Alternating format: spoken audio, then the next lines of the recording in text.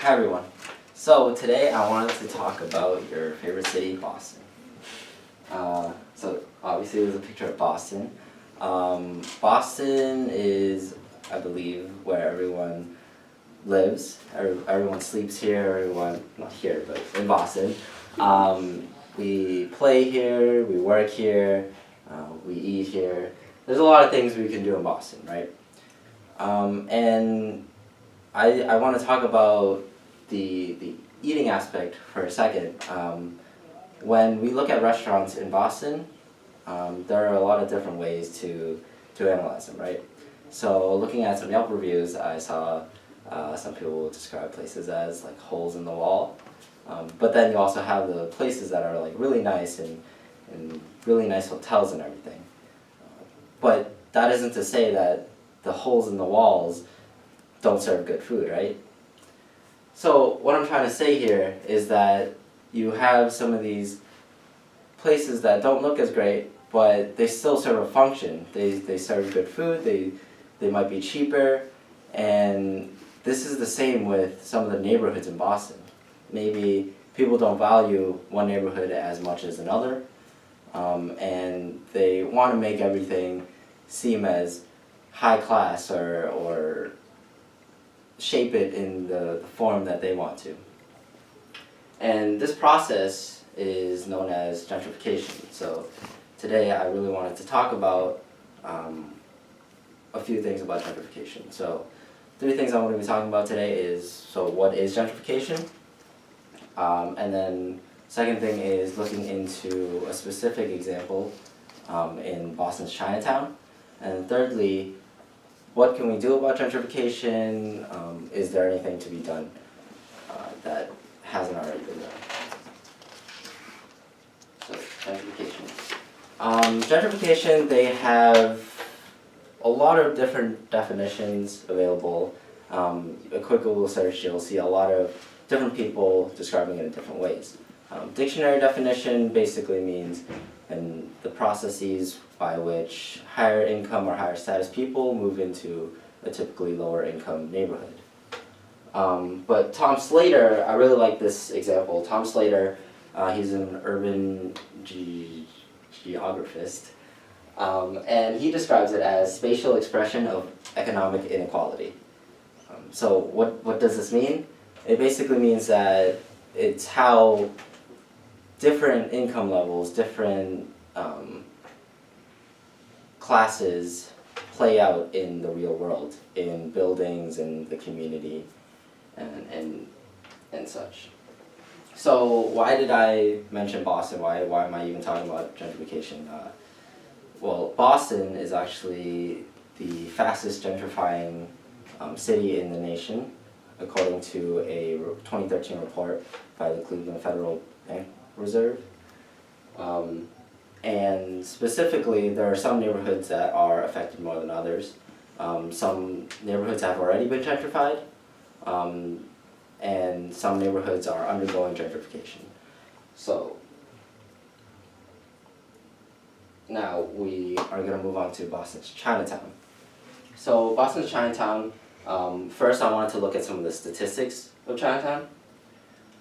So it's a very small here, you can't really see it, but this is from Zillow.com, which is home buying, home renting website. And basically this just lists some different neighborhoods in Boston, average rent value, and the change in rent from month to month, quarter to quarter, year to year. And Chinatown here, out of all the neighborhoods here, out of downtown, out of Back Bay, these neighborhoods, Chinatown has the highest average rent value at about $3,600 per month. And that's a year-to-year growth of 14%, also the highest of any of the neighborhoods listed here. Downtown was listed at 10%, so Chinatown is obviously experiencing a lot of growth and a lot of differences from where it began. But if we look at Chinatown's median household income, which is $18,000, if you spent all your money, the average person in Chinatown spent all their money on housing, they wouldn't be able to live in that average place for half a year, right? So this obviously goes back to what Tom Slater said about economic inequality, and it presents challenges to a lot of the people in Chinatown.